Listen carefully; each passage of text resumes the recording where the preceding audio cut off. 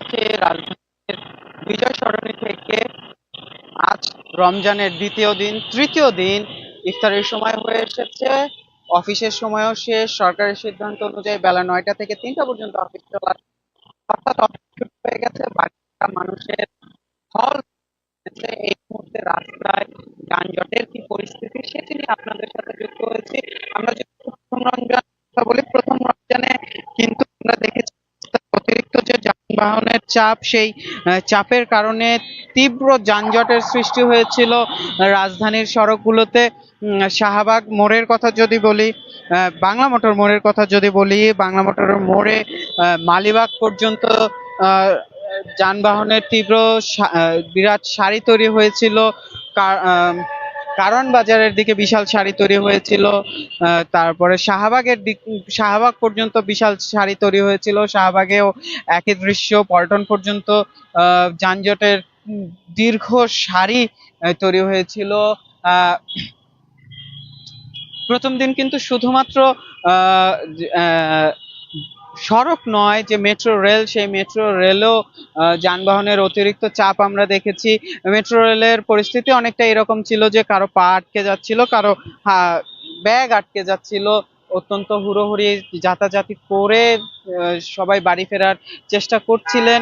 আহ, গতকালকেও কিন্তু আমরা মেট্রোতে একই অবস্থা দেখেছি। আজকে যুক্ত হয়েছে আপনাদের সাথে বিজয় সরণি থেকে। এটি কিন্তু রাজধানীর সব থেকে ব্যস্ততম সড়ক। সব থেকে বেশি যানজট আমরা এই সড়কটিতেই রাজধানীবাসী দেখে থাকে। এই সড়কটিতেই সবচেয়ে বেশি সময় রাজধানীবাসীকে অপেক্ষা করতে হয়। আমরা দেখছি এইখানে যে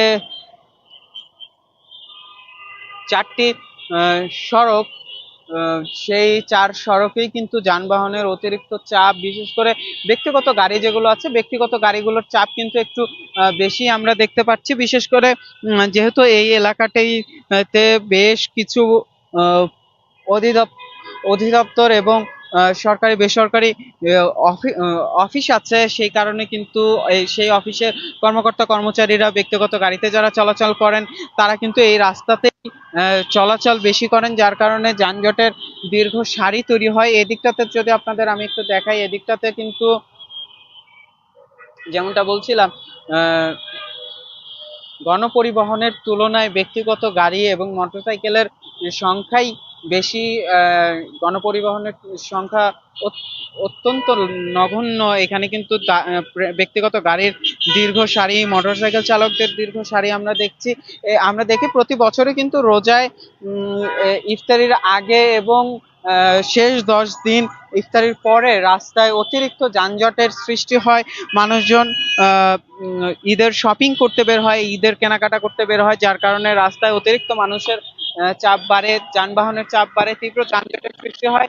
সেই যানজট নিরসনে কিন্তু প্রতি বছরে পুলিশ বিভিন্ন পদক্ষেপ নিয়ে থাকে, কিন্তু সেই পদক্ষেপগুলো খুব বেশি কার্যকর হয় সেটা কিন্তু বলা যায় না। কারণ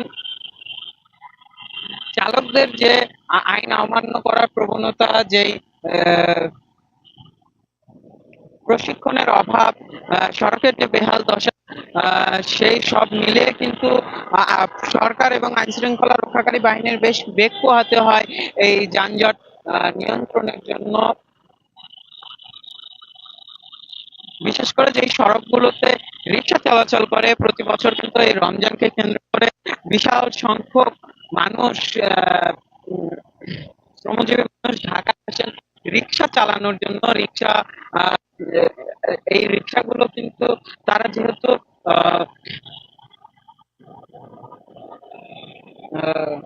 পেশাগত পেশাদার চালক নন, রিক্সা চালক নন, তারা কিন্তু রাস্তায় বেশ অনিয়ম, যার কারণে তীব্র যানজটের সৃষ্টি হয়ে থাকে। আমরা দেখি যদি বিজয় সরণির কথা, এই যে অন্যান্য বারের মতো এবারও পুলিশের পক্ষ থেকে কিছু পদক্ষেপ নেওয়া হয়েছে। আমরা পুলিশ আমাদের জানিয়েছেন, বিএনপির যে ট্রাফিক বিভাগের পক্ষ থেকে জানানো হয়েছিল বেলা 2টা থেকে 6টা পর্যন্ত অতিরিক্ত পুলিশ মোতায়েন করা হবে মোড়গুলোতে। এছাড়া প্রত্যেকটি মোবাইল টিম রাস্তায় কাজ করবে যানজট নিরসনে। এছাড়া 600 ছাত্র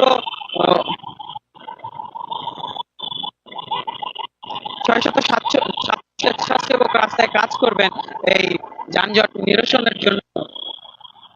এখানে কিন্তু আমরা দেখছি প্রত্যেক মোড়ে কিন্তু পুলিশ সদস্যরা তাদের সাথে ছাত্র স্বেচ্ছাসেবকরা কাজ করছেন তাদের, এবং তারা সিগন্যালের মাধ্যমেই এই জায়গাটিতে কিন্তু কোনো অটোমেটিক সিগন্যাল নেই, বৈদ্যুতিক সিগন্যাল নেই, হাতের ইশারায় গাড়ি চলাচল করে, হাতের ইশারাতেই গাড়ি থামে, হাতের ইশারাতেই গাড়ি চলে। এই যে